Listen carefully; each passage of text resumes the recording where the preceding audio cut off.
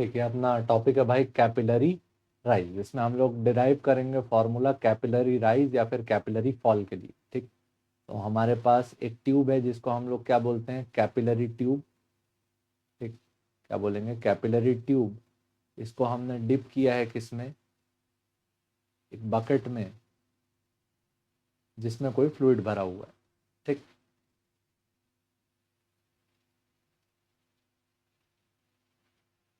अगर यहाँ पे कैपिलरी इफेक्ट होना है तो यहाँ पे याद रखिएगा कि जो यहाँ ट्यूब है और जो यहाँ फ्लूइड है, इसके बीच या तो एक्यूट एंगल बनना चाहिए या तो ऑब्ट्यूस एंगल बनना चाहिए। अगर एक्यूट एंगल बना तो यहाँ पे होगा कैपिलरी राइज। यहाँ पे जो एंगल बना, angle of contact theta. If angle of contact between tube and fluid is acute meniscus. ये जो ऊपर राइज किया ना, इसको बोलते हैं meniscus. Meniscus is concave shaped. कैसा शेप का बना, ऊपर से आया तो concave shaped. And fluid column rises. अच्छा, इसका कारण देखते हैं। देखो, तुमने ये पढ़ा था, यहाँ अगर प्रेशर क्या है, पी नॉट। कितना प्रेशर है, पी नॉट। तो अगर आप एक कॉनकेव सरफेस को पार करते हो तो प्रेशर रिड्यूस होता है। On crossing a concave fluid surface, pressure drops by 2T/R। ठीक, तो यहाँ प्रेशर कितना हो जाएगा, पी नॉट माइनस 2T/R। अब देख, अगर हम लोग पास्कल के लॉ के अनुसार जाएं तो प्रेशर एट ए बराबर होना चाहिए था किसके, प्रेशर एट पॉइंट बी के। तो अगर ये जो लेयर रहता, ये यहाँ पे रहता तो यहाँ पे प्रेशर कम पड़ जाता।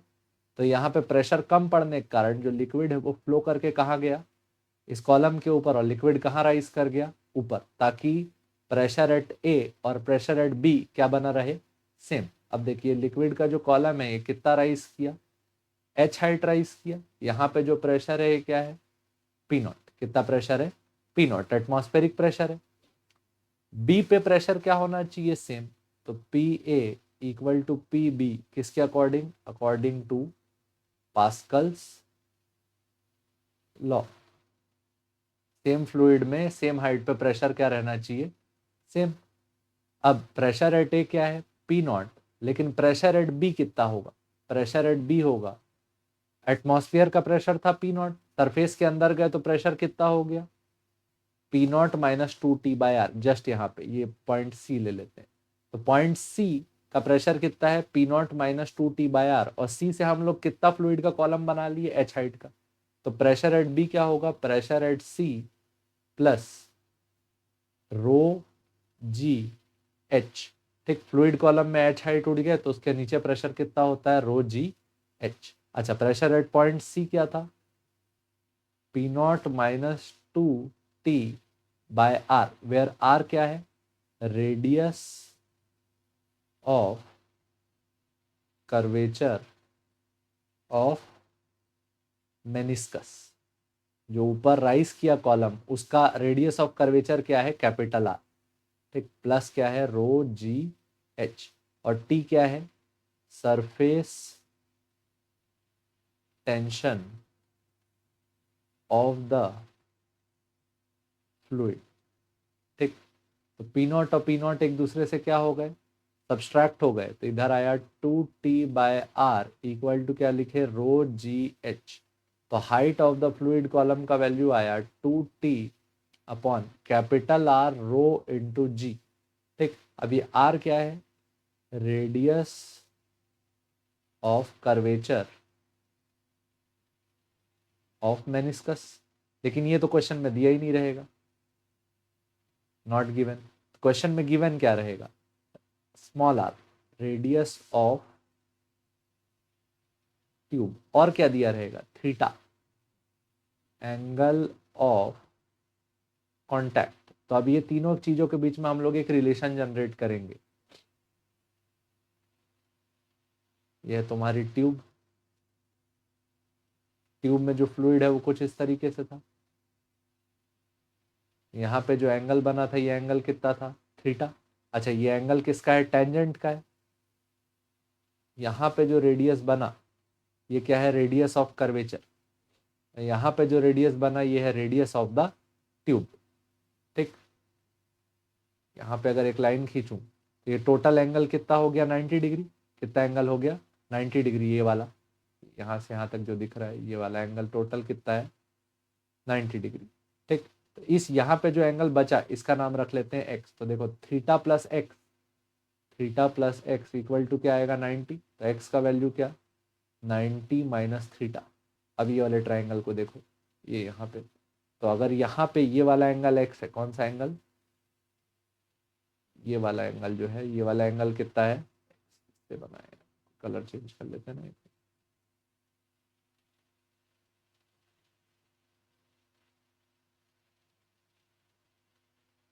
ये एंगल जो है, ये एंगल क्या है, एक्स। तो यहाँ पे देखो वर्टिकल अल्टरनेट इंटीरियर एंगल बन रहा है, ये एंगल है, ये एंगल एक्स, ये थीटा। ठीक, ये एंगल एक्स। तो अब साला बहुत सारी ज्योमेट्री है यार, कर लेते हैं, चल अलग से थोड़ा बड़ा बना देता हूँ डायग्राम। ये हो गया, ये हो गया, तुमको एक बार में समझ में आएगा। देखिए सबसे पहले ये एंगल थीटा, ये एंगल थीटा, तो ये 90 माइनस थीटा। अब ये जानते हैं हम लोग कि रेडियस टेंजेंट के क्या होता है, परपेंडिकुलर। तो ये एंगल फिर से क्या था, 90। ये 90 था, तो ये टोटल एंगल 90 था, तो ये एंगल फिर से क्या हो गया, थीटा। ठीक, अब ये थीटा, तो ये एंगल फिर से क्या मिला, थीटा। मतलब एसेंशियली ये बोल रहे हैं, ये जो ट्राइंगल बना, कौन सा वाला, स्मॉल आर, कैपिटल आर, और ये वाला, ये एंगल का यहाँ पे एंगल फिर से क्या बना, थीटा। ठीक,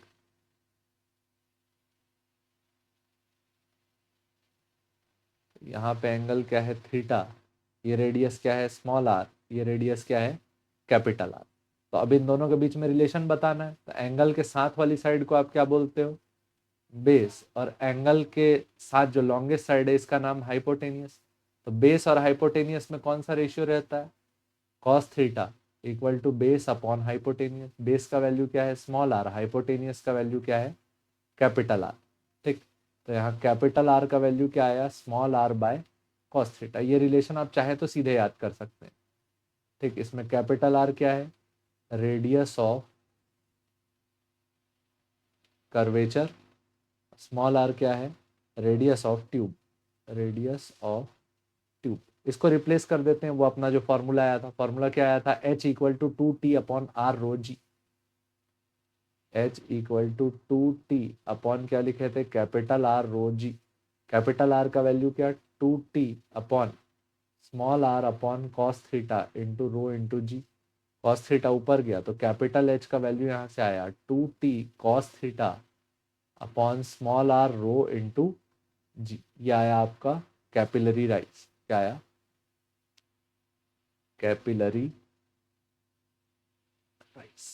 इसमें सारे टर्म्स के मतलब फिर से देख लो। टी का मतलब क्या है, सरफेस टेंशन। थीटा क्या है, एंगल ऑफ कांटेक्ट।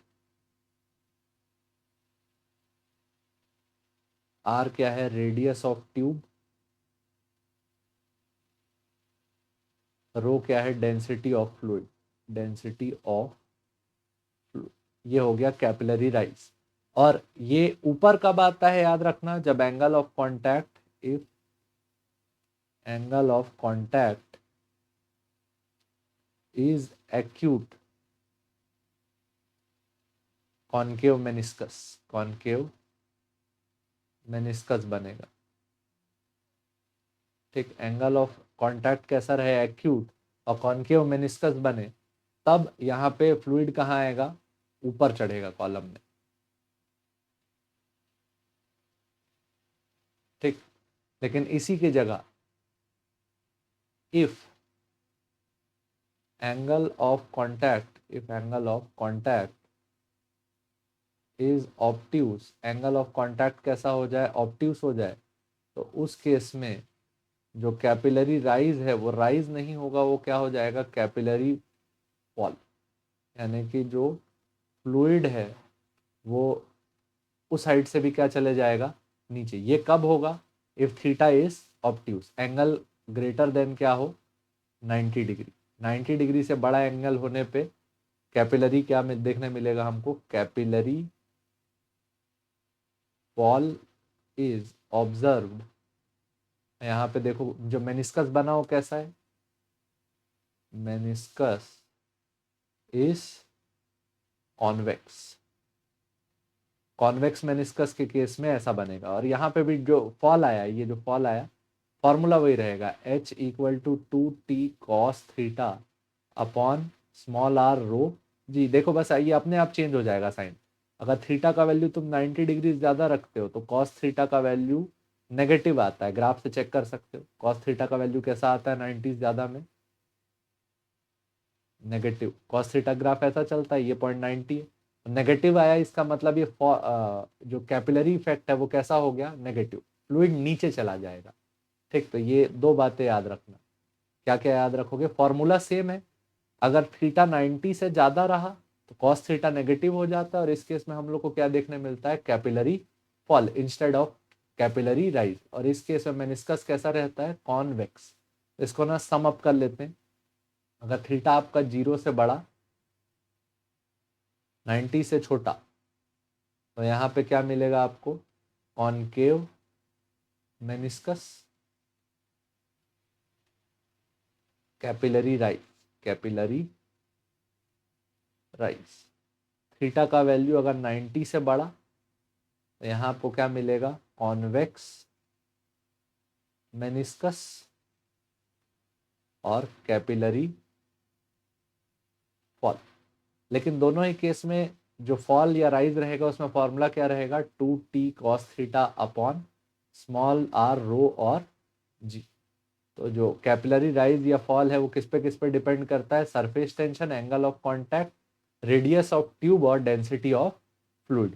ठीक, काफ़ी सिंपल सा कॉन्सेप्ट है, बस वो ज्योमेट्री का थोड़ा ध्यान रखना कि ज्योमेट्री कैसे की। ठीक है, बाकी ठीक है, प्रूफ करने के लिए भी इजी है, ये बहुत यूज होता है जेई और नीट में, तो इसको आप लोग ध्यान रख के चलेंगे। देखने के लिए धन्यवाद, जय हिंद।